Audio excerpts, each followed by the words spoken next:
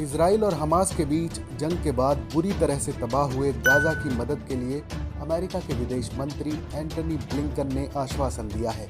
Middle east की अपनी यात्रा के दौरान एंटनी ब्लिंकन ने फिलिस्तीन को पुनर्निर्माण के लिए मदद मुहैया कराने, पूर्वी यरूशलेम में फिर से महावाणिज्य दूतावास खोलने और इजराइल के प्रति पिछले अमेरिकी प्रशासन के रुख से अलग रिश्तों को बहाल करने पर जोर दिया है। एंटनी ब्लिंकन के इस रुख से इजरायली प्रधानमंत्री बेंजामिन नेतन्याहू नाराज दिखाई दे रहे हैं। ब्लिंकन के साथ साझा प्रेस कॉन्फ्रेंस में नेतन्याहू की नाराजगी साफ दिखाई दी। दरअसल इजराइल और हमास के चरमपंथियों के बीच 11 दिन तक चले संघर्ष में हुई मौतें, मलबे में तब्दील हो चुकी इमारतों की तस्वीरें इजराइल और फिलिस्तीनियों दोनों देशों की आवाम के दिमाग में अब भी ताज़ा हैं। ऐसे में अमेरिका के विदेश मंत्री एंटनी ब्लिंकन की ये पहल अमेरिका की तटस्थ भूमिका को स्थापित करने की कोशिश है। पूर्व राष्ट्रपति डोनाल्ड ट्रंप की नीतियों से इतर बाइडेन सरकार फिलिस्तीन की मदद के लिए आगे आई है।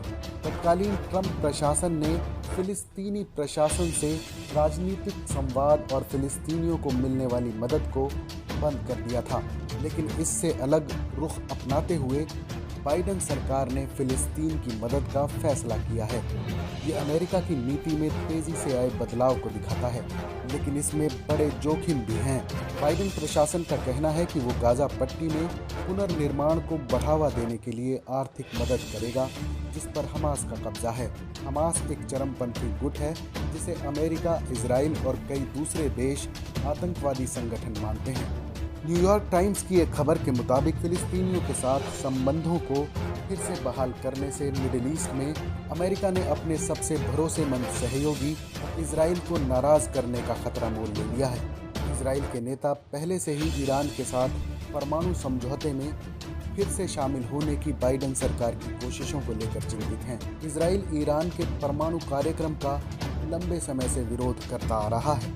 ब्लिंकन ने यरूशलेम और रामल्ला में एक दिन में कई बैठकें की। इस दौरान वो बार बार हमास और इजराइल के बीच संघर्ष में नागरिकों की दुखद मौतों पर जोर देते रहे। ब्लिंकन ने फिलिस्तीनी नेता महमूद अब्बास से वेस्ट बैंक में राष्ट्रपति कार्यालय में मुलाकात के बाद कहा, फिलिस्तीनी लोगों की उम्मीदें भी दूसरे लोगों की तरह ही हैं।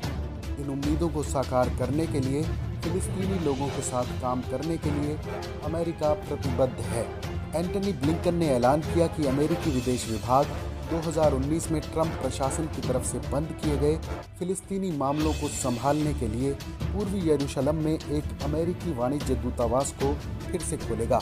इसके अलावा अमेरिका वेस्ट बैंक और गाजा के विकास के लिए फिलिस्तीन को $112 मिलियन की मदद भेजेगा। उन्होंने कहा कि ट्रंप प्रशासन में की गई कटौती को रद्द करते हुए राष्ट्रपति बाइडेन ने पिछले महीने से $360 मिलियन से ज़्यादा की सहायता मुहैया कराई है। इस खबर पर अपनी राय ज़रूर बताएं। देश और दुनिया की तमाम बड़ी